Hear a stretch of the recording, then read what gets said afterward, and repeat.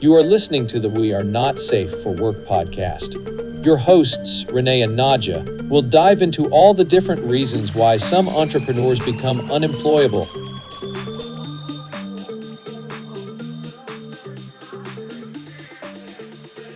Bing, bang, boom. Hi, Renee. Happy New Year. Here. Today is, the 15th. For the record, we have talked many times before now. Yes. Yes, we have. Yeah. Um, And no one's got to knows. right. Oh, look at that bottle. Oh, yeah, it's my fizzy water. Yeah. My spicy water. Here's mine. Oh, look at us. We match. Yeah, totally. You know these have expiration dates, right?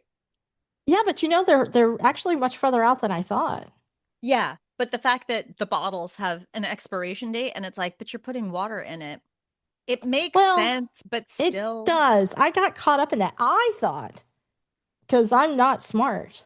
So I don't know why you're listening to this show. Hopefully it's just for Nadja. Because I'm not smart. I thought I needed to replace them every 6 months. So I was like, had a Sharpie and I was writing there. For years, I was replacing them like every 6 months. And I was like, this is so expensive. That is not at all the case. They're like multi-year old. You can have them for it. Yeah. Yeah, the expiration is it's like on the bottom somewhere, right? Yeah, somewhere. I don't know. Maybe we should ask AI. That's our solution to everything. It really is everything. I don't know. It's a tiny print and I can't read it, even with my reading glasses. These are not even my normal glasses. These are just my reading glasses, and I still can't read the damn thing. But that's not important. Okay. So we have some news. Yes. I said that like it's news. It's not actually news. We just have a new topic. That we're changing the format of the show slightly. We had a meeting and kind of talked about how we envision things moving forward just this year, and that's the beauty of annual planning. And so we are doing. Did we come up with a definition for this? Did you write something down like what we decided to call this style of podcasting? Didn't we? I sure did. Tell me what it is. The style is macro neutrality and micro curiosity.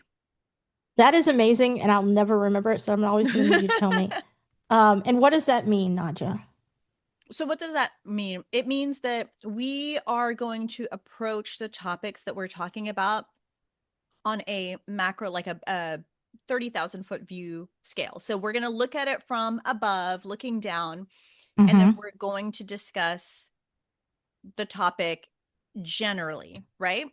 But within that generalization, the micro curiosity is the parts where we rabbit hole. So when we're talking about the broad part of the topic, there are specific aspects of the generalization or the broadness where we're like, I want to know more about that specific part. And then that's where we start going into the micro curiosity and then rabbit holing down those aspects. That's right. And our first does topic, that make sense? It makes sense to me. That was an off the cuff, on the fly definition. I loved it. I thought it was great. Thumbs up to you. Right. I can't get the reactions that you get. I don't know why. I think I have something turned off on my computer.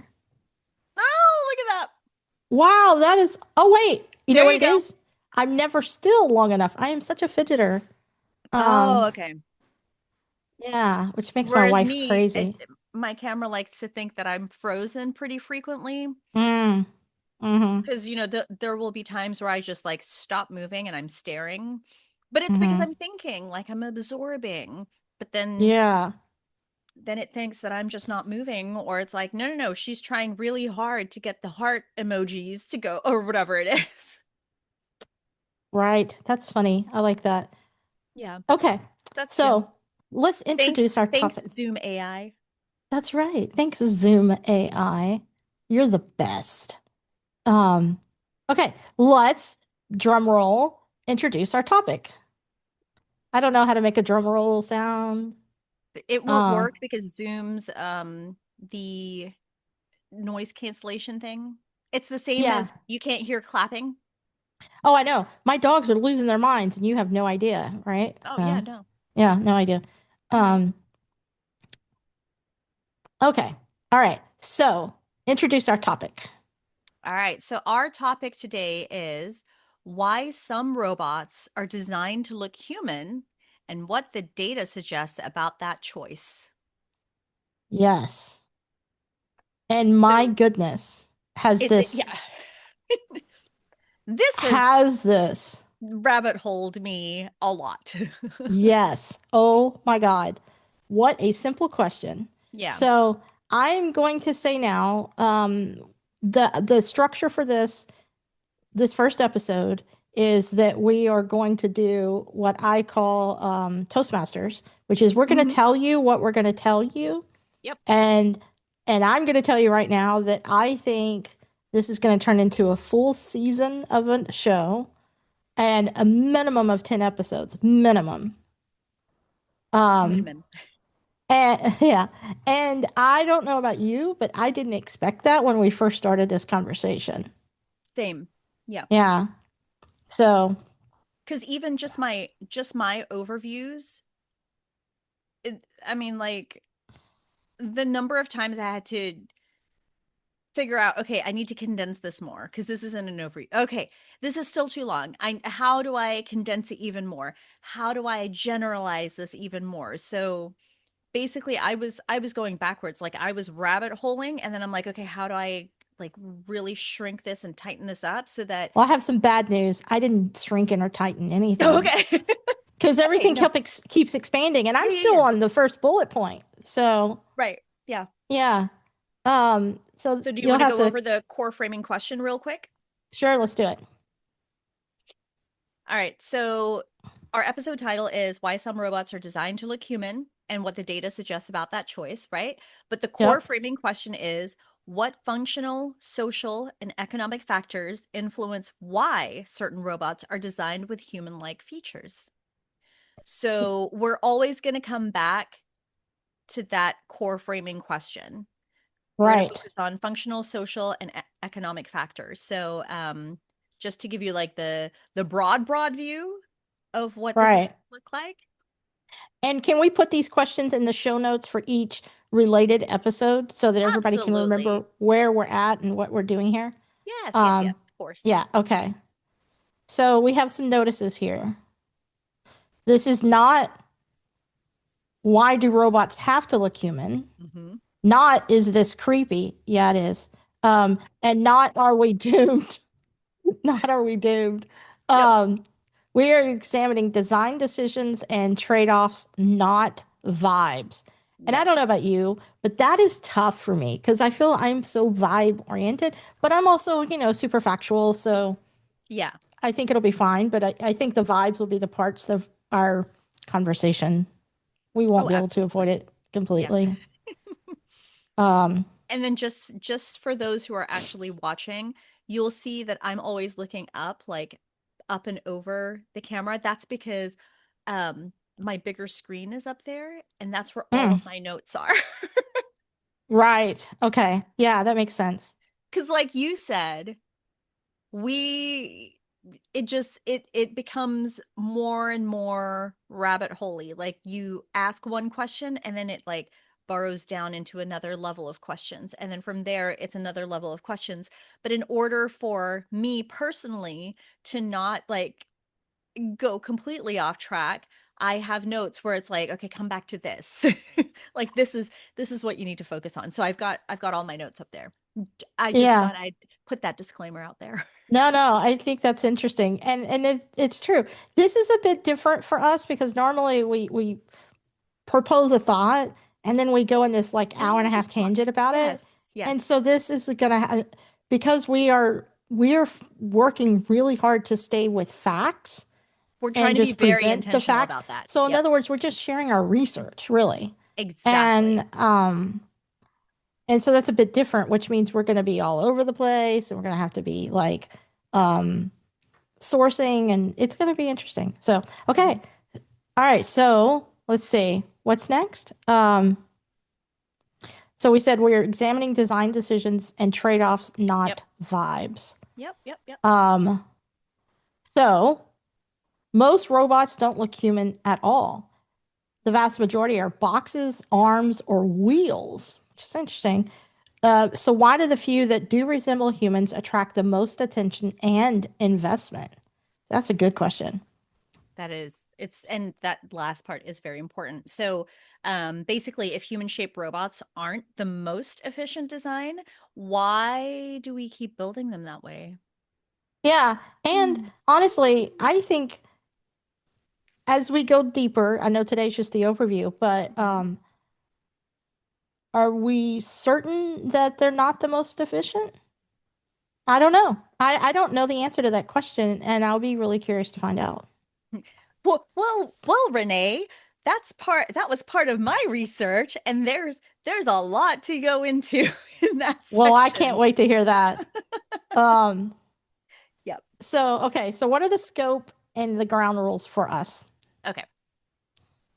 Do you want me to go over that? Yeah, go ahead. Yeah. All right, so the scope and ground rules. So this episode is going to examine why some robots are designed with human-like form or behavior, focusing on functionality, human interaction, economics, and design constraints.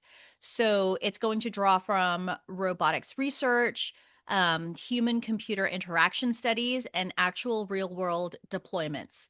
So this episode does not speculate about artificial consciousness or future sentience.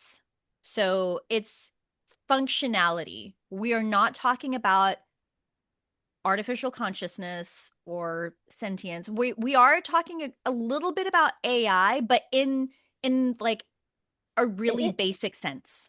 Right. In the concept of how it fits into this topic about the design of a robot, right? About the physicality Yeah. of it. Yes, because that And is by the the way, focus. those things that we're not talking about are outrageously interesting, and That's a we might whole talk about the season on its own. exactly, Or exactly. I multiple seasons. multiple seasons, yeah. Mhm. So if you're here for the sci-fi, this is not your place. Right. Yeah. Um, That's for later. that's right. Which which is interesting, but that leads us to excuse me. We realized immediately we have to have shared definitions, which is funny because this is so important to you specifically. It Um, is. and it's just something over the course of this entire podcast, defining what we're talking about has always been so crucial. So I want you to go over the definitions. Sure. Yes. Okay. So the shared definitions that we have, these are the definitions we will refer to for this episode or for this series, right? So far. So far. So when we talk about a humanoid robot, the definition of a humanoid robot is a robot with a body plan resembling human anatomy. Humanoid robot, human anatomy. Okay. Right. Anthropomorphism is attributing human traits to non-human systems. So, I Which mean, is that fascinating. I was like, it's also the real definition. So, And I think a way can we just change it for just a second on sure. that? I think a way to frame that and think about that is if you talk to an LLM, if you use an LLM in any form, Mm-hmm. you may have a name for your LLM, Right. and that name is probably a very human name, and you may have Mm-hmm. even assigned a gender to it, Yep. even without thinking about it. Yeah. And I think that's a good way to frame that thinking. Well, So. and also anthropomorphism doesn't just refer to like machines, because you can attribute human traits to like your like this whiny little monster Sure. behind me. Oh Like, yeah. yeah, right? So she's banging her tail, but like she's whining at me. And so her whining, I'm saying, I mean, I don't know if she's actually whining, but like when we humans do that, that means that we're just, we're complaining about something. Oh, we're being so Yes, that's whiny. right. But for and here's our special guest. She knows I'm talking about her. See, I am anthropomorphizing her because I am Yes. attributing human characteristics to her behavior. Ow. Ouch. She's not a human. No, but Lena, she definitely down. wants to be on the mic. Yeah, down. Do you want to talk? Down. Good girl. So there's our special guest. Yeah. The perfect example of anthropomorphizing. Yes. But I can't even say it anymore. I don't even know. Now it's a tongue twister. Yes, it is. Okay. Do we have any more definitions? Or Yes. So the next definition is human robot interaction, or HRI, which I didn't know that was I don't even know what that is. Yeah. So human robot interaction is how humans perceive and engage with robots. Okay. And that's called HRI? HRI, human robot interaction. Interesting. The next definition is task specific robot. So that's robots optimized for a single function. A good example of a task specific robot is your Roomba. Right. Because what does a Roomba do? It vacuums. Its single function is to vacuum. And then general purpose environment. So the definition of the general purpose environment is spaces designed around human bodies. So general purpose environment is related to human bodies, design or spaces that are designed for us humans to be in. Which I think is going to become a really important part of this conversation, if I speculate. Absolutely. Yes, I can definitively tell you that is a very important definition. Yeah. Which, and by the way, as we get further into this, keep in mind, we don't know the answer to this question. Right. We are going to study and research and learn as we go, because we chose a topic that we think we know, but we don't know. Yeah. Yeah. And actually, that's a really good segue into the next part, which is our preconceived ideas or assumptions before going into anything. So, Renee, tell me about your process, and I'll share mine of how you came up with your assumption or your preconceived ideas or thoughts. Okay. So, yeah. So I think what I think the answer is to the question. So let's go back to the question. Why are some robots are designed to look human, and what does the data suggest about that choice? Okay. Mm-hmm. So my thinking about why robots are designed the way they are is because I started my working life in manufacturing. So I think because that's where I started my work, and Americans are defined by their work, most of my approach to work and life comes from the questions of, from the lens of someone who worked in manufacturing, and also as a result someone who thinks about productivity, because I think in the digital space we tend to think about productivity as a note-taking tool or something like that, but whenever I think about productivity, I'm actually thinking about it from almost like a mechanical engineering perspective. Okay. Of a facility or a shop, right? And so that's kind of how I tend to approach things and think about things. Is that what you meant by the question? Yeah. Okay. So you want to hear my assumptions? Yes. Talk about your assumption. Okay. When I think about the human form of robots, I always assume it is to fit into human created or human intended situations. So, for example, our tools are built for human hands. So think of like a screwdriver, right? Mm-hmm. It's built for a human hand. So we need robots that can use them and press buttons that are designed for human hands. So when I was thinking about that, one of my examples in my mind that immediately came to mind was, I don't know why, because I've never been in this situation for the most part, but if a robot was going to be running an elevator for me, like you want a robot that can easily hit the button that I want to go to for that floor, right? Sure. Because elevator buttons are designed for human fingertips, right? And so I start thinking about all of these things, and the robot needs to fit into the human environment, because it would be much easier to build a robot that fits into our environment than it would be to revise our environment. So it's cheaper to build the robot, far more expensive to revise the environment to fit the robot and the human, right? Yeah. Because just because a robot could do something doesn't mean we always want it to. We might want to hit the button ourselves, Right, right, right? right. Um, so that's kind of where I was coming at it. Um, but at the same time, I did not realize until you pointed it out to me, which is how this whole series got started, is that robots are being built with these strange human attributes, such as eyes. Some of them are like having eyes that look like actual eyeballs. Why Mm-hmm. the fuck? Right? Mm-hmm. And then some of them have butts. Badonk donks. Right. I mean, like cute little butts. Uh-huh. I don't know why. That's freaking me out. And so I want to know. And but at the same time, and I don't like that. I find that weird and I don't like it.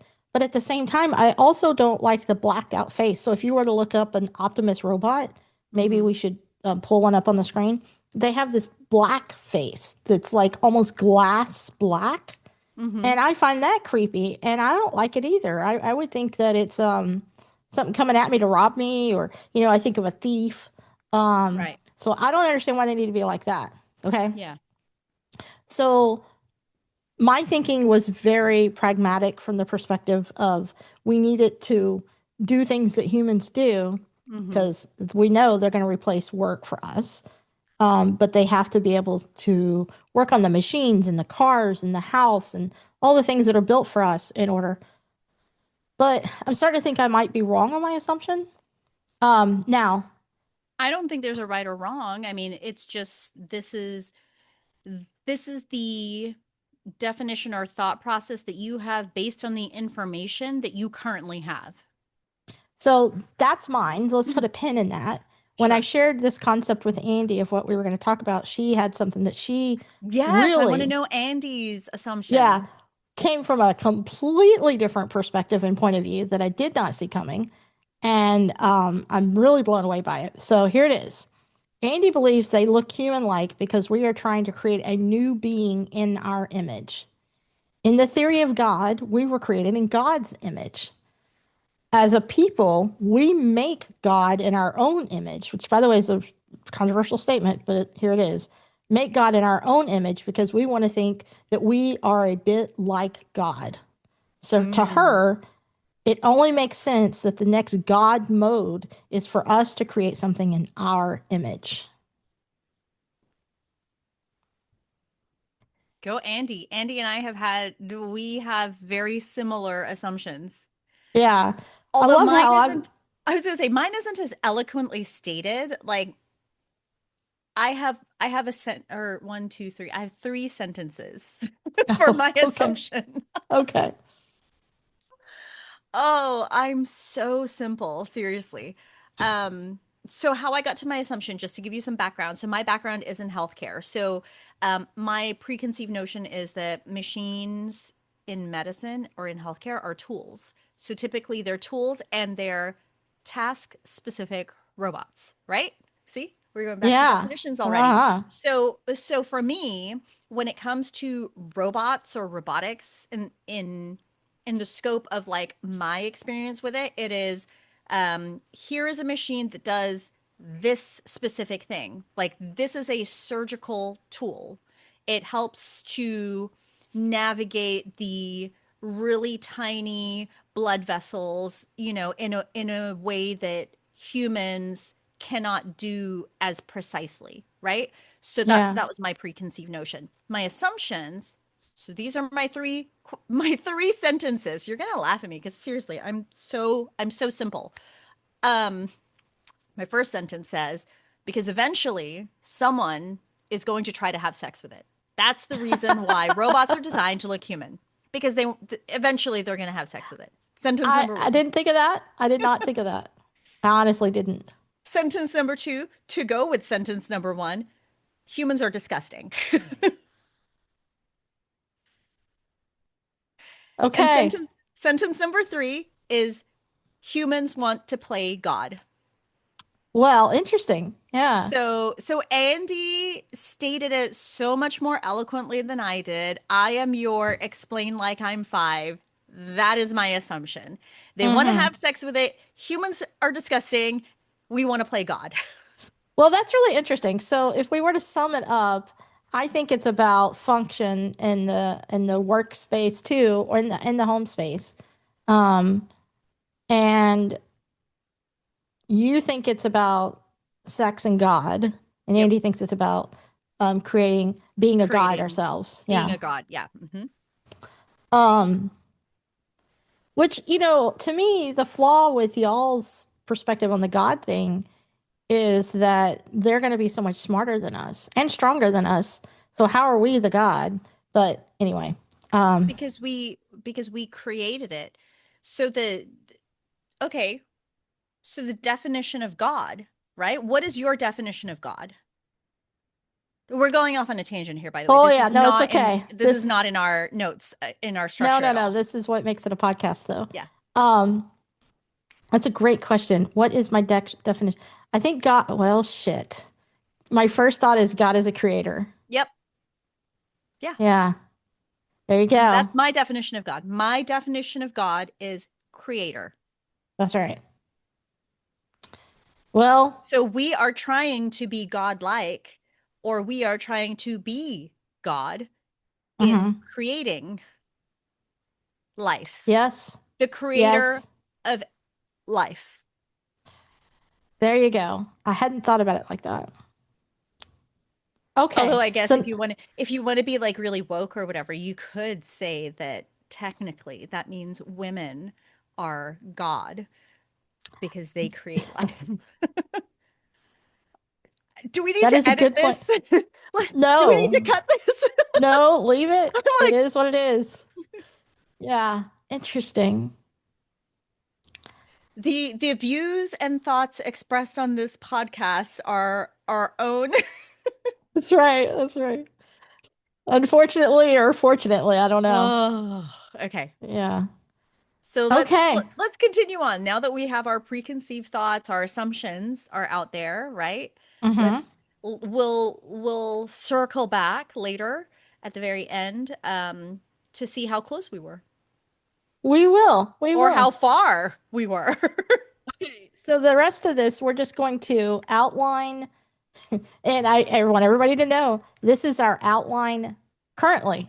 Uh-huh. Um, there will be tangents and rabbit hole Oh yeah. episodes, and Hmm. I already know of the first one. Um, although actually I already know of two tangents, which we won't spoil. We'll save for tangent time. Hmm. Um, but because I have a tangent, and then because of something you said before we started recording, you have an assignment of a tangent episode now. Hmm. Hmm. Yeah. Okay. So let's Although see. I've already forgotten what it is now. Hang on. Oh, we'll talk Oh, about it later. Just hold okay, on. go I'm just go gonna through put the it in the historical chat. context. I'm gonna put it in the chat. Okay, please do. I have a short attention span or memory or There you both. go. Write this Oh, yeah, down. yeah, yeah. Okay, yeah. That was a good one. Yes. Very good. Okay. So If I yes, you'll do have to say so myself. stay tuned so that you can learn what we're talking about. Okay. Okay. So the next part of this will be historical context. Yes. So, historical context includes early industrial robots, arms, cages, and factories. Um, I have no idea what a cage is, so I'm excited to find out. Um, I mean, I know what a cage is, but I don't know what it is in this context. Right. Do you? Do you know I mean, I have my own definition of a cage in this context? in this context. Okay, cool. Well, that will be interesting. Um, expansion into human spaces, hospitals, homes, and retail. Mm, that's going to be good. Mm-hmm. I'm particularly interested in the retail aspect of that. Rise of social and service robots. Interesting. Media and cultural feedback loops. Design follows expectations. Mm-hmm. Robots didn't become human shaped first. Human environments existed first, and that matters. So that is the framing that I'll use as I go through all the research on this part. Um, so there you go. Do you want to talk about the next part? Sure. The next part that we will dive into is the system anatomy. So these are design constraints. We're going to break down the engineering reality. So basically, like excuse me, like human built spaces, stairs, doors, and tools. Tools designed for hands, not claws or wheels, kind of going back to what you were Did you say talking not about. claws? Yeah, Like not claw? claws. Okay. Claws. Okay. Yeah.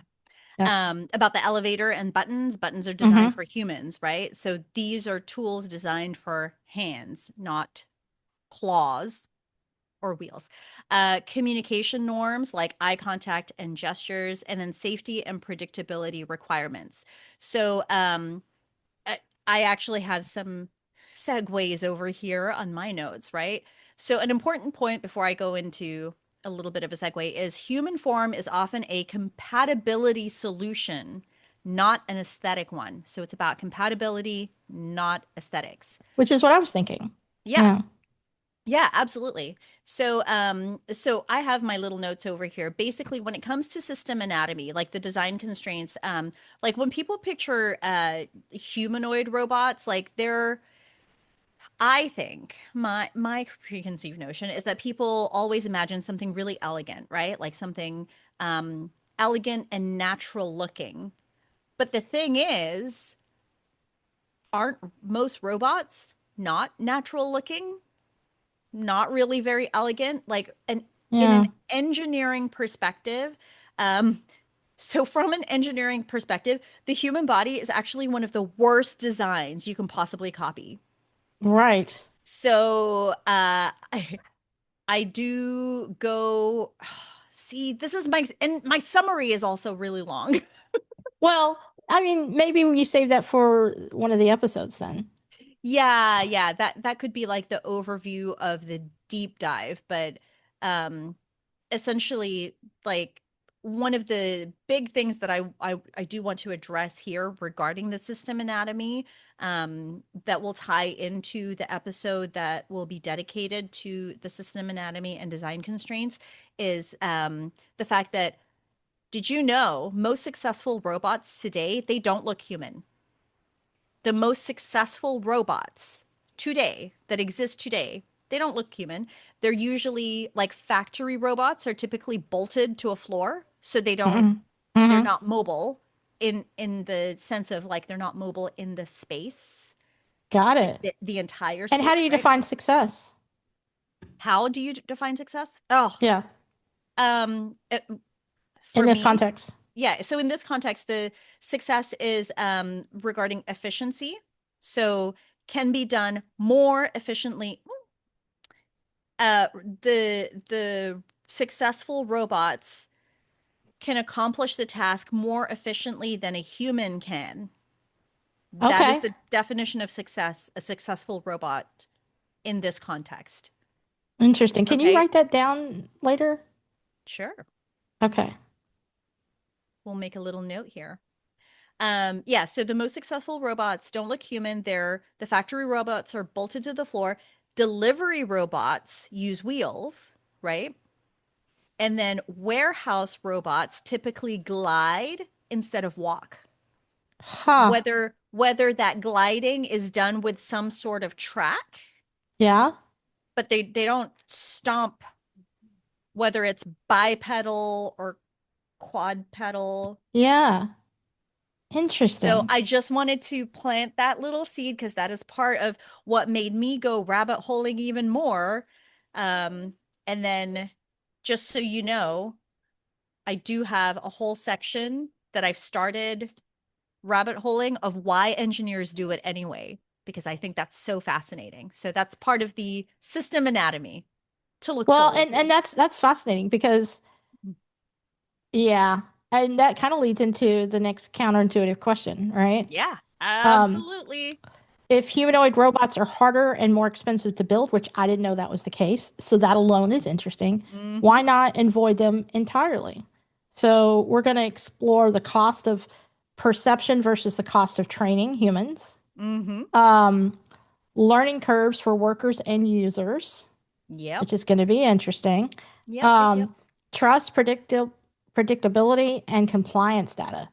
That's interesting. Do you know what that means even? Because I don't even know that particular bullet point is fascinating. Oh, the trust, predictability, and compliance data? Yeah, like, do you have a summary on that? I do. So So the trust factor is familiar shapes lower cognitive friction, which just means that if the shape is familiar, we are less likely to reject it. Huh. Well, I can't wait to get into that. So humans are faster to trust agents that follow human social cues. And this goes back to something you mentioned earlier, which is like faces, eye gaze, and body orientation. That's what it means by trust. So the trust, like so basically we're not trusting robots because they're smarter than us. We trust them because, um, They're familiar. since they look familiar, it's an automatic, oh, well, it's shaped similar, so I should be able to trust it like I do another human, although that's a whole other conversation we could have. Yeah, exactly. The predictability factor is, so humans predict humans best. People are terrible at predicting machines, but we are really good at predicting humans because Mm. we can visualize social, like physical body cues. It goes back to the whole conversation of, most communication is nonverbal. Yeah. And so because we recognize nonverbal communication in other humans, that sets our brains up for predictability, because if somebody shifts uncomfortably, oh, look at that. Ha ha ha. Wow. If someone shifts uncomfortably in their seat, the predictable, like our brain says, oh, okay, well, then the predictable reaction is maybe they're not going to like what's being said next, or what's currently being said, so they may lash out, so we have these like paths of predictability that we can take based on the cues that we are seeing. We cannot do that with Mm. machines Yeah. because machines are very structured, right? So essentially predictability feels safe. Well, I can't wait to learn more about that. And then the compliance part is, see, I already wrote this down. So compliance is the uncomfortable part because humans comply more with instructions when they come from a human or something that looks human enough. Oh, I don't like that, So and I hope that we talk a lot about that. yeah, so a Um, robot, this is a quote that I read, which I was like, oh, I need to keep this. I didn't source it though. Okay, I'll find out where I read it. A robot with a face doesn't need authority, it borrows ours. oh shit. No, I don't like that. Oh, but isn't it like, doesn't it give you chills? Hmm. I think compliance could be a whole episode. Mm-hmm. Um, Well, just that section, the trust, predictability, and compliance data, like when I started just looking into it, because similar to what you said, I was like, well, what does that mean? right. Just these little snippets, because this is just the overview. These Yeah, yeah, little yeah. snippets that I of notes that I took down, I was like, this is the reason why. Oh, it goes. We go into it later, but like this is the reason why the uncanny valley scenario Mm, like triggers us so much, because interesting. it makes us question the trust. Oh, there. It makes us question the trust, the predictability, and like, are you going to be compliant with something that gives you the heebie-jeebies? No. Huh. Well, that's already going in a direction I didn't expect. Um, okay.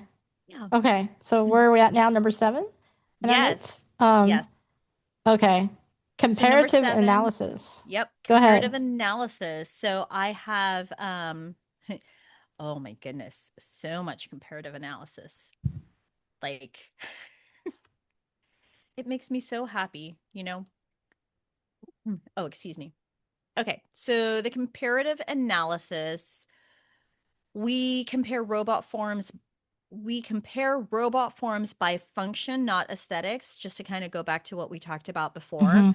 Hmm. So, the industrial arms, the wheeled robot or delivery robots, animal inspired robots, Think and then Boston humanoid. Dynamics. Uh-huh. Think Boston Dynamics, and then humanoid robots. Um, So we're going to focus for the comparative analysis, we focus mostly on, or not mostly, only on metrics. So the metrics are things like cost, energy efficiency, task success, kind of going back to what you said Mm-hmm. before, Mm-hmm. um, error tolerance, and then human supervision required. Okay. So for this comparison, just so you know, because again, I started taking my notes on it and things like that. So in the comparison, basically what we're doing is we're ignoring aesthetics, meaning just because it looks impressive doesn't mean that it functions really well, right? Right. So essentially tying it back to something I had mentioned earlier, and I don't know if any of you caught it, but from a designer perspective, the human body is the worst design that you can copy for a machine. So the more human a robot looks, the worse it actually performs on every operational metric, almost every operational metric. That is insane. You know, I always heard that God's biggest mistake was the human knee. Oh, well, Yeah, because it's not attached to anything. Did you know that? Your patella is not connected to anything? I unfortunately do. Yeah. Yeah. Um, yeah. Yeah, it's all suspended by ligaments. Yes. It's a bone that is not connected to any other bone. Yeah, that's pretty wild. Isn't it? Like Yeah, that's why it moves around. That's so crazy. that is crazy. Um, yeah, I think that's interesting, which, you know, just keeps going back to our question, why? Why are we doing this? Why? Yeah. Yeah. Um, so you want to talk about the uncanny valley trade-offs? What do we have Sure. here? Yeah, I can talk about the uncanny Okay. valley trade-offs. So basically the structure of this section, when we go deep diving into it, we're going to go into the intended benefits. So that's familiarity and trust, That word's coming um, up a lot. which is coming up a lot. So if you wanted to, do we want to kind of give an overview on that? If Excuse you me. want to. Okay. Um, so if making robots, basically the intended benefit of familiarity and trust. So if making robots more human or human looking is supposed to increase trust, then the question is, why does it suddenly backfire? So Ooh. the core contradictions in this specific bullet point is um, some human likeness increases comfort. So if there's some humanity and or some humanness in it, right? But too much human likeness causes discomfort. And it's a very sharp drop off. It's not like it's there's not like the gray area where it's like, "Oh, well, I'm okay with this." It's either you feel really comfortable because it's got the recognizable human aspects, or you feel very uncomfortable because it's too human and your brain knows that it's not. Do you and I guess we have testing on this to know where that's at, or are we still trying to figure it out? What do you mean testing? Like, I guess, are there robot factories that are constantly testing to see what the tolerance of it of our uncanny valleyness is? Mm-hmm, mm-hmm, mm-hmm. Yeah. Yep, Okay. yep. So that kind of goes into like the observed effect of discomfort at near human resemblance, right?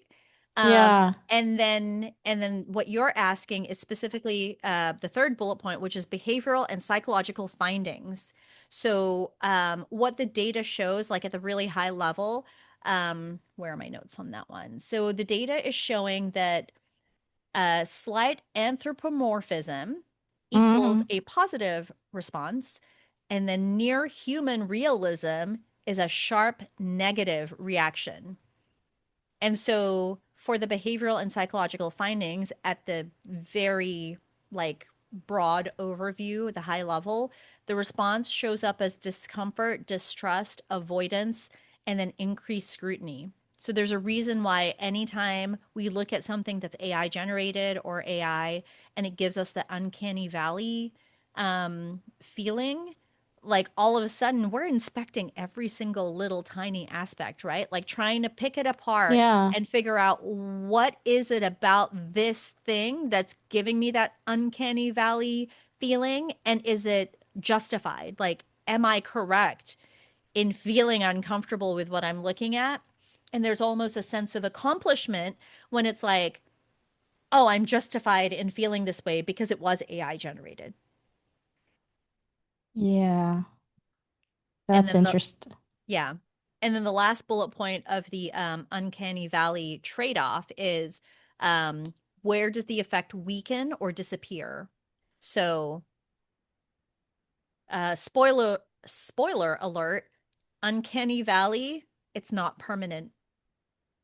It's not a permanent feeling, and that should make you feel really uncomfortable. That does make me feel really uncomfortable. Because the Um, more you're exposed to it, the more you're exposed to the uncanny valley feeling, the more you start turning it off. It's that exposure technique, the same thing that they do with horses. oh no, I don't know about horses. What? Oh, so with horses, like when if you're training horses, you you what is it? You do repeated exposures of different sounds or textures and things like that to get them used to it. Oh, okay. So because horses are easily startled. Mm. And so part of horse training is like horse trainers will go out with like umbrellas, right? And they'll do like they'll just pop it open and then the horse Oh, startles and then they'll close it. Couple, 20 seconds later they do it again. Horse startles, they close it. They do it again. They do it repeatedly until the horse stops reacting to it. interesting. So that's what happens to us as humans. Repeated exposure means that we become accustomed to it. And then we almost like the uncanny valley red flags and things like that. It dampens. Okay. Okay. I'm squirming in my chair a little. Sorry. You're way ahead of me on research, by the way. I'm still stuck on my first thing because I keep rabbit holing. Um, Oh, well, that's the thing. Like when I mean, you should see my notes page because every time I start to rabbit hole, I have to consciously tell myself, okay, so these are my questions that make me want to go into a rabbit hole. I'm putting a pin in it. I'm gonna do that. I'm gonna do that because I've been rabbit holing this week, and yes, okay, Yep. that's a good lesson learned because otherwise we'll never get through this. I know, Um, exactly. okay, so what's next? Oh, current state snapshot. Hmm. So anchor in reality, um, where humanoid robots are actually deployed, which man, that's going to be interesting. Where they are not, which industries favor human-like form, which actively avoid it. Now, I haven't done any research on this yet. I'm going into this cold, and I'm curious, and that's the biggest thing is I am so curious because these are questions that I haven't even really thought about until we started doing this. Yeah, yeah. Um, I I keep going back to, of course, manufacturing, but also um, I thought I would be most interested in retail, but I keep going back to like hotels and stuff. Yeah. I keep thinking about that and farms. Oh, okay. So Yeah, I yeah. am not going to, I'm going to keep an open mind when I'm asking these questions and doing the research on these, but I already have some preconceived ideas that I'm curious about.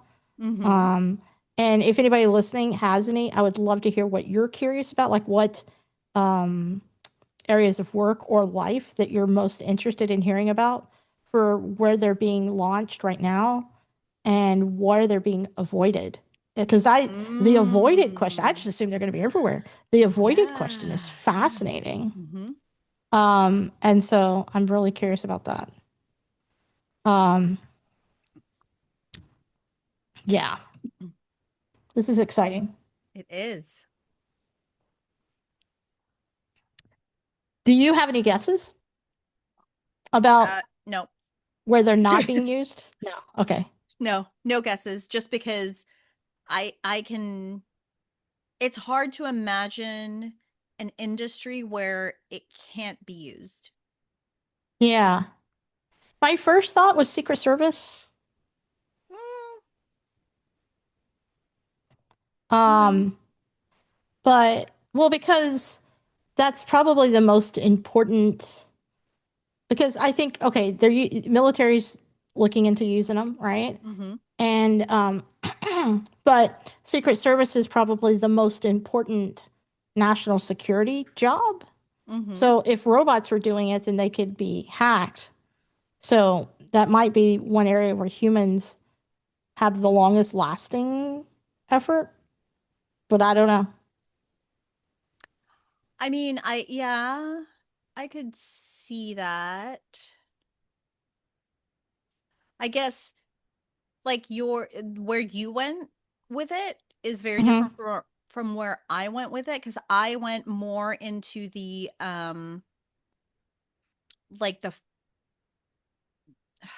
it's almost like a functional, like, okay, so Secret Service robots, you're looking what I'm understanding is you're looking at it from the standpoint of here is a Secret Service agent, a person, right? Sure. And we are Yeah. replacing it with a robot Secret Service agent that is Well, a since this is about similar, humanoids, yeah. right, which is similar build and things like that.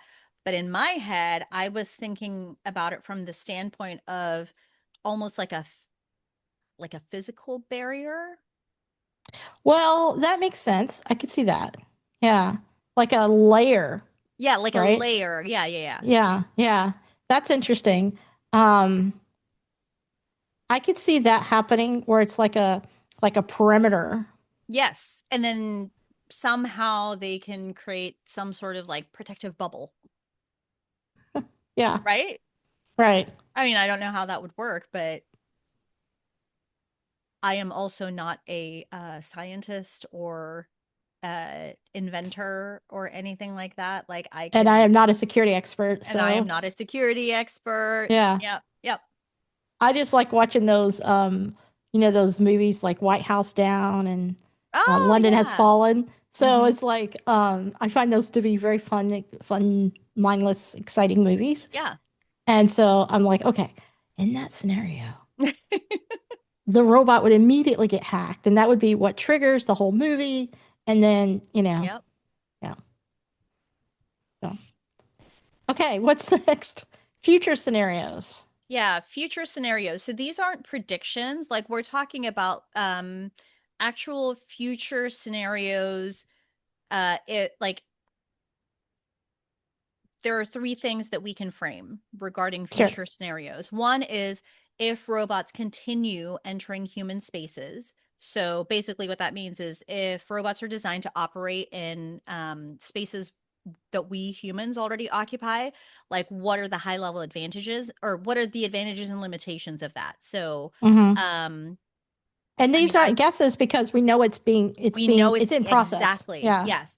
So the like how I've started to break it out is because each scenario will include an advantage, limitation, and then engineering, like open engineering questions. So the way that I have it, or the way that I started looking into it was if robots are designed to operate in the spaces that we already occupy, some of the advantages are minimal infrastructure change, right? That Mm-hmm. makes sense. Mm-hmm. Faster adoption, and there's social familiarity. And the limitations are performance inefficiencies, high design complexity, and then ongoing supervision needs, like human Mm. supervision needs. Mm-hmm. Um, another future scenario is um, if we redesign spaces for robots and not people. So if environments adapt to robots instead of um, Yeah. robots adapting to us, the advantages are there's going to be efficiency gains, obviously, right? Simpler robot designs, maybe less humanoid, and then Mm-hmm. lower operating costs. But the limitations mean that there's going to be an upfront infrastructure cost because then we have to redesign everything. There's a reason why um, older cities and towns, it's hard to build, like, rebuild it, so you build around it. Um, there's reduced flexibility for humans, because now we are accommodating the robotics states, the environment is accommodating robots instead of prioritizing robots instead of humans. And then there's equity and access concerns, because the way that robots can access an environment is going to be very different from the way that humans do. Mm-hmm. And then the last future scenario is if cost pressure outweigh social design benefits. So basically, we're thinking if economics wins over psychology, Mm-hmm. you'll have cheaper systems, faster scaling, clear ROI, but there will be lower public acceptance. There's higher human friction, and there's increased training burden. So the robot works, but people don't like it. And that happens. Yeah. I think it's happened over time with, I bet we could bring in a few examples of how that's happened over time with Mm-hmm. different things that were really good and maybe Yeah. better. Like, isn't the DVD an example of that where there was a better laser disc was like technically better? I Mm-hmm. think I could be wrong on that, but I think that's one. Yeah, something Um, like that. yeah. I But think that's, go ahead. yeah. Well, I was going to say, so with the future scenarios, like, it's these future scenarios, again, it's not predictions of what could happen. Like, these are these are things that are currently in play. Like, we are living in the future, right? Mm-hmm. So the question becomes, like, it's not necessarily what robots can do, it's what we're willing to change for them to do the things that we want them to do, right?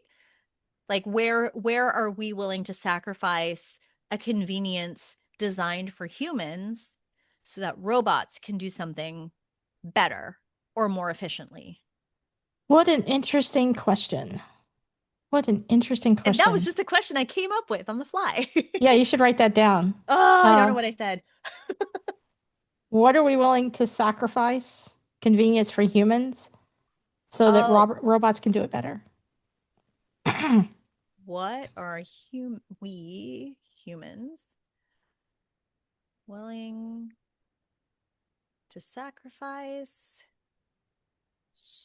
so that robots can do their tasks better? Yes.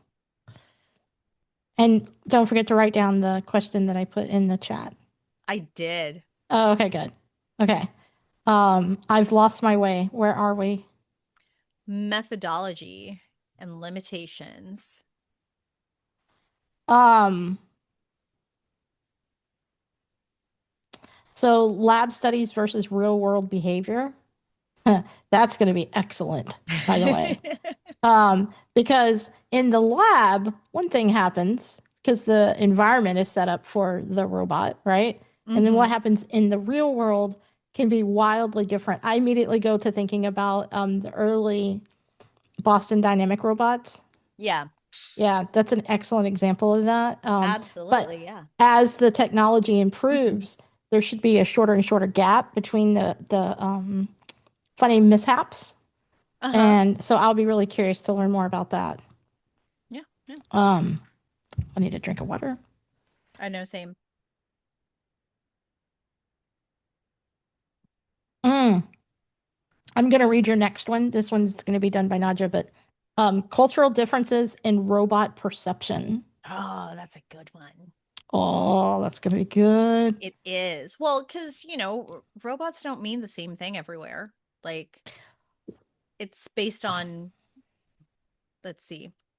And Hang I on. think the first thing you have I'm to like, do, I have notes. I'm just Okay. going to put this out there, is I would like you to define cultural in this moment Okay. because, I mean, are we talking culture as a nation or region? Because I think even thinking about that is going to be interesting. Yeah. Because like if you think about Japan is far advanced before us, and so is China, Mhm. right? But Yep. how are people in Northeast Texas or in Kentucky going to Yep. feel about this versus someone who's working in Silicon Valley? Right. Well, Because and cultural isn't just, the definition that we know. Cultural could also be like generational because each generation has its own yes, culture, right? So, yes, culture is basically whatever environment you're in, that's right. whether that is Yeah. a geographical environment or a perception, like an age perception environment Mm-hmm. or Mm-hmm. experience environment or lack of experience and exposure environment. So culture is the environment that you're in. Yeah. Okay. Yeah. But yeah, I'm that excited about that that one. one's a good one. Yeah. I know. I'm really excited about that one. I'm small or big. Um, I just think that particular, well, that's going to be good Yeah, that is gonna be good. and dangerous. Um, Mm. so then our thing here is rapidly changing hardware and software constraints. Mm-hmm. That is probably everything. That is like because everything else that we're going to cover here is going to honestly be defined by that, in my opinion. Yeah. Because the only things slowing us down are those two things, hardware and software constraints. Yeah. Um, and I'd like to go on a little tangent about that. No, go ahead. Um, have you heard about the latest release of Claude Code, where it's called, what is it called? Claude Cowork. Have you heard of that? It's No. okay if you haven't. Okay. No. Um, so Claude Cowork is just a new thing that Anthropic launched, and it's just Claude Code. Like, and I have been building all these tools that I've been building. I've been doing Claude Code in my terminal, which is a new phrase for me because I never used terminal before Claude Code, but it worked in my terminal. So now there's a new version of Claude Code that has been launched. But the interesting thing, the reason that I'm bringing this up was this was built, this new version of Claude Code was built by Claude, suggested by Claude, built by Claude, and launched by Claude. Mm-hmm. So humans didn't code this. Claude did. That's crazy. So Claude had a baby. Basically, Claude had a baby and called it Claude Code. Claude Coworker, really. Yeah. Let me, That's let me, insane. yeah, let me, I only bring this up So because, because that's the thing, like it created something that didn't previously exist, right? Like that's the whole point of creation. Creation is creating something that didn't previously exist. that's right. So And Claude did it. let me, that's right. So let me get real super clear because I think that the definitions on this are crucial. Okay. So let me get to the Axios. Um, released an article about this, so I'm going to read Mm-hmm. from Axios. I'll put the article link here for show notes. It's 2:30. Um, I don't know if you heard that. My computer is telling me what time it is. oh, is that what that was? Oh, Yeah. is it time for you to go? No, it just means that the kids are going to be coming home from school soon. Okay, so here's what Axios wrote. Anthropic revealed this week that one of its AI tools, Claude Code, built a new product, Cowork, which allows others to use AI for workspace tasks normally done by humans, creating presentations, summarizing meetings, consolidating research. You read that right. AI built AI that will displace human work with AI. Okay, that's crazy. It is crazy. And the funny thing is, I put this on Facebook and like nobody's responding to it. Just like, just, it's like people, Mm-hmm. that is, to me, ties in directly to these limitations Mm-hmm. because rapidly changing hardware and software constraints. So as the AI builds more of itself, which is what just happened here, like you said, AI had a baby. Yeah. AI built an AI tool. Up to this point, humans were coding with maybe the assistance of AI, but Mm-hmm. they were still the ones coding these AI tools. And this is the first that I know of, AI coding AI to launch a tool. That's crazy. Okay. Yeah.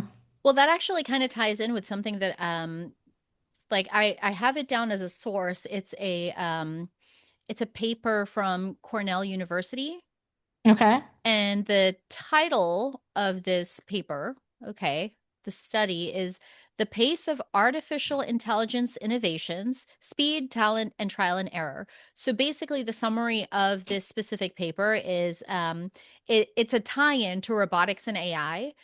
So all of the underlying hardware and software constraints, Mm-hmm.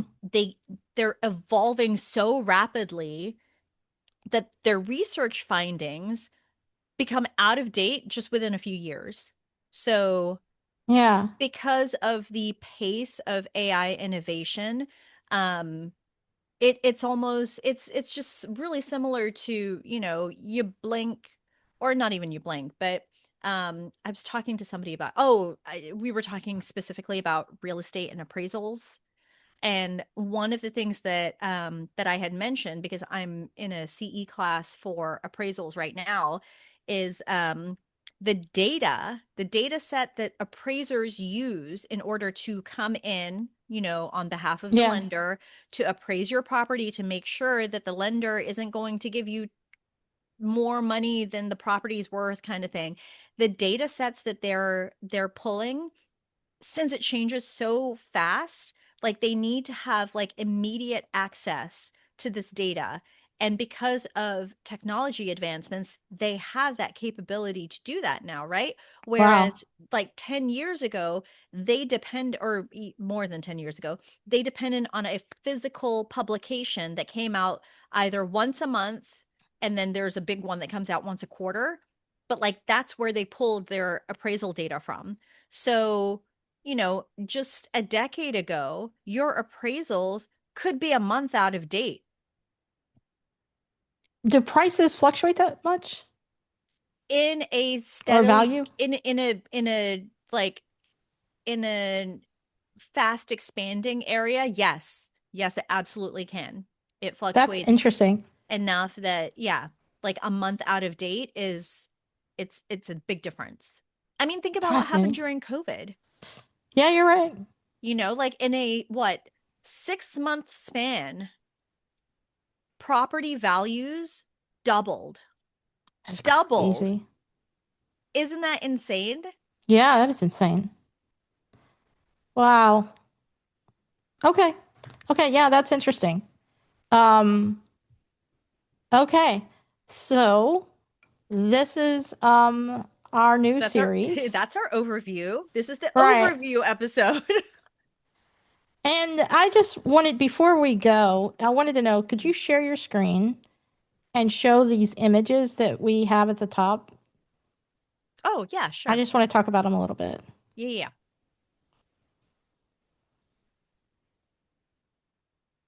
Share screen. All right, there. Can you see that? Yep. Okay. Let me make it So, bigger. yeah, I was going to say, can you zoom in on that a little bit? Perfect. Thank you. So these were the humanoid robots from 2024. Let's do 150. Oh, there we go. Look at that. Yeah, there we go. Okay. Um, so the one on the far left, HD Atlas from Boston Dynamics, right? They have a very defined look, in my opinion. That one's Mm-hmm. already been retired, which is fascinating to me. Mm-hmm. Um, Figure one, and I also, because we're American, I'm going to take a little pride in this, that most of these are American. Um, but we do have the Canadian one, which I've never heard of. Um, but I'm just looking at these, and what really caught my, no pun intended here, eye about these were the faces. Mm-hmm. Um, I wanted to know, which one do you feel the most comfortable with? Like, which one of these would you feel the most comfortable having in your house? I mean, honestly, the HD Atlas, Me too. or even Digit. Yeah, me too. And isn't And it funny because those are the ones that look more like robots. right, which is what I was supposed to say. For those of you that are listening and you can't see, I wanted to kind of describe what we're looking at here. So the one that we both feel most comfortable with is retired, but also it essentially doesn't have a head. Right. Um, it's Well, just it's got legs and so arms. HD Atlas reminds me a little bit of like a like a dog standing upright. Yes. Like it the familiarity aspect and the trust aspect for me is the fact that when it's on all fours, it's like, oh, it could be a pet. Like it reminds Yeah, me of a yeah. pet. Right. I think for me, it is simply that it doesn't look too. Yes, it has. So if I'm trying to figure out how to describe this for audio, it looks like it could be a dog standing up, but it has legs and it has arms, and what would be the head area is just this like rectangle flat Mm-hmm. black space. Okay, Right. It's like a box. exactly. The second robot, which is called Figure One, um, true humanoid. The head, it's all silver. Mm-hmm. Um, the head almost looks like it has those ski goggles Mm-hmm. that people Mm-hmm. wear that are those The like ski really masks. Yeah. not a ski mask even the glasses that Yeah. are like super tall on your face and reflect that's what it reminds me of looking at that. And I find that a little creepy. I don't love that. Then You the know what I next one, just realized, Renee? what's that? The ones that I am most comfortable with don't have real hands That's interesting. because the Optimus Gen 2, that's the one that I'm like, nope, it's too like I would not feel comfortable with that walking around my house Yeah. because it's so human looking. It has hands and fingers because Yeah. HD Atlas has um there it's like balls, like Yeah. round, it's like round ends to its appendage. Yeah, and by the way, that makes it less functioning, right? Sure. Um, But what do you need it for? Do you need it to do like well, let me be very clear. That's a great question. I want a robot that I would go into debt for today if it could go up and down the damn stairs and bring me shit. okay. Yeah. So like if I could be like, hey, I have a collection because I tend to have a collection of glasses up here. Um, because this is where our TV room is and my desk and everything. Can you take these coffee cups downstairs for me and bring me back some fizzed water? Mm-hmm. If I could get a robot to do that, dude, I'm all in. Tell me how much and where to send it. Yeah. Um, and then if I could also say, okay, now can you vacuum the stairs for me? So it's going to Mm-hmm. need hands as best as I can tell for that. Not necessarily. I mean, if it's going to vacuum stairs, like why wouldn't it have an attachment that's An just it attachment. is a vacuum? Like the appendage becomes a vacuum instead of holding a vacuum. But again, that goes back to one of our sections, which is um like the function section of how much are we willing to accommodate, like is the robot accommodating to our human environment or vice versa, are we going to Right. accommodate our environment for the ease of the robot? Because what you're describing is going up and down the stairs. Okay, that's why it needs legs with joints that can go up and down Yes. stairs, right? Unless we all decide to change our homes to have some sort of like, I don't know. Do you remember those those motorized seats that old Mm-hmm. people can sit on and it goes up the Mm-hmm. stairs, up and down the stairs so they don't have Mm-hmm. to, so something like that. Like, okay, now you have to attach a track that the robot can hook itself into to go up and Mm. down the stairs easily, Interesting. Yep. right? Yep. So what's the trade-off? Like, are you willing to adjust your environment to accommodate the robot, or vice versa? Like, do you want the robot to accommodate itself to adjust to our already existing environment? Those are good questions. Those are good questions. So the other robot that, see, I would adjust my house to a certain point, by the way, to answer your question. But I am also one lazy lady. So, um, Digit is the other one that you said you were comfortable with. Hmm. And it doesn't look like it has normal hands. I wish we could see a better view of it.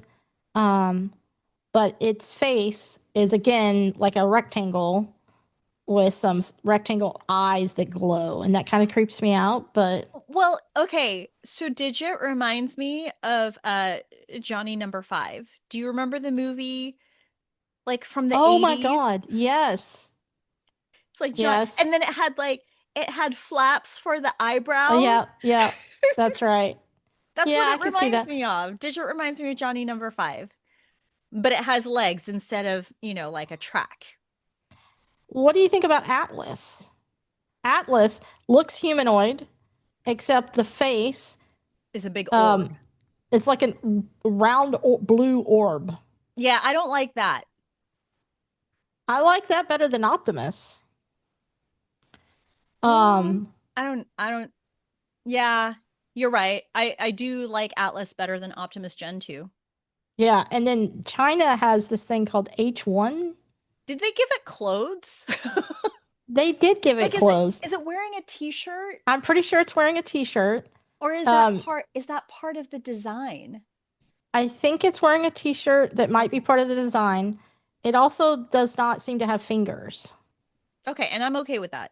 Yeah, and its head is hollow, but it kind of looks like it has a baseball cap on. It looks like it's wearing a hat, yeah. Yeah. Um, and that's pretty weird. And then we have Tesla's Optimus Gen 2, Which is which is essentially iRobot. essentially iRobot. Like, Hmm. I'm pretty sure that he loves iRobot and just designed a robot from iRobot. Can you pull up on your screen the robot from iRobot? Yep.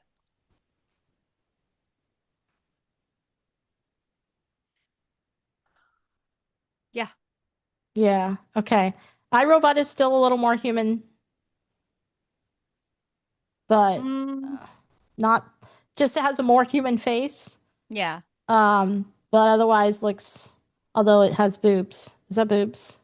I mean, they could be boobs, Okay. Or maybe it's just a chest. I'm not sure what's happening in that picture. Um, but why does it need something like that? right. And those Oh, here we go. eyeballs. Here we go. This is here. Yeah. This is iRobot. Yeah. Okay. It has eyeballs. Um, Yep. It has eyeballs. It has a nose. It has lips. yeah. Um, Okay. Can I show you the Orville robot? I don't know what that is, so show me. Orville is a TV show. Oh, okay. So this is the Orville robot. Okay. And Orville is a TV show? The Orville is a TV show. It's basically like a Star Trek inspired TV show. Okay. Um, so in the Orville, Don't this love those eyes. so yeah, Don't. so this robot, this android, yeah, this robot, went ahead, like, one of the crew members actually asked, like, why do you have eyes? Like, the pinpoint eyes. Because Mm-hmm. he was doing something behind the robot, and the robot knew what he was doing. And he's like, then why do you have eyes? And his name is Isaac. Isaac explained that his what we perceive as a head, like, it's full of sensors, so it senses everything all around. The eyes are just to make the humans feel better. Not working. I know, Just gonna right? But just but gonna also, even because it has, okay, if it did not have eyes, would that make you feel better? I feel like it would no. make me feel even more disturbed if the Yes. eyes were not Right. there. Because if you flip back to our images of the multiple robots real quick, Mm-hmm. don't we have one that has no eyes? Oh, Optimus in figure one. Mm-hmm. No eyes. No eyes. And I don't like that. Don't like it. Don't love that. I'm not here for that. Same thing with Okay. Phoenix. Phoenix doesn't have eyes, Mm-hmm. and I don't like that. I think I like Atlas the best. HD Atlas. I prefer HD Atlas, but I can live with Atlas. Okay. Okay, scroll down. There we go. So this is a robotic arm robot In a factory. in a factory, Mm-hmm. which is wildly different. And we're And again, this thinking goes about back to what I was talking about, where the most successful robots are, it depends on the function, right? Like the form. So this is a successful robot in a factory. It is bolted down. It does not move around. It's not locomotive, but it has a limited range of motion, but it does this task very well and so efficiently and so exact that a human cannot replicate it. Like a human couldn't do a better job. right. What about this Here's one? this one. This one has boobs. Okay, yeah. Whoever designed this wants to have sex with this robot eventually. I don't know why we have this, but this, just if you're listening, is a humanoid robot with boobs and eyes sitting in and nose and a lip and lips. All of, yes. Ears. Sitting in a chair. Yep, with ears. Sitting in a chair next to a woman who is knitting. And the robot has a book and is clearly reading to her while she knits. Yep. But the robot is also looking at her. Right. Right. And I think the point of this to me for all of this is, what is our level of uncanny valley comfort? Would we want this for our mother who is retired and perhaps lonely? Something to think about. And see, this one I'm a little bit more okay with. Me too. Me too. Like I am way more okay with this robot than I am with this one. Right. And tell people that are listening what you're seeing. So what I'm seeing is it's literally a very boxy body with a screen on the chest. Right. So that right there, I'm like, okay, robot, right? Yeah. It does have arms and hands. So it has hands with fingers. But again, you know, it's almost a really obvious, like the arms at the shoulder, what would be considered a shoulder joint, you can see that it hinges up and down. But yeah, so in this image, you know, there's an older woman that is holding onto the arm of the robot, and it looks like, the story I'm telling myself is, this image, the robot is leading this woman somewhere. I was thinking physical therapy. It could be physical therapy, yeah, but it's leading. The robot is leading. Yep. And that's our last image, but yeah. But because of how boxy and not human it is, I feel like I trust it more. I agree. Weird? I feel much more comfortable with this robot of all of the robots that we've seen. Yep. Definitely more than that one. Yeah. So there you go. Okay. Yep. So why do robots look like human? We're going to get into it. We're going to go deep on some rabbit holes and questions, and hopefully you guys are going to find it interesting. Yeah. So in the next episode, we're going to deep dive the historical context.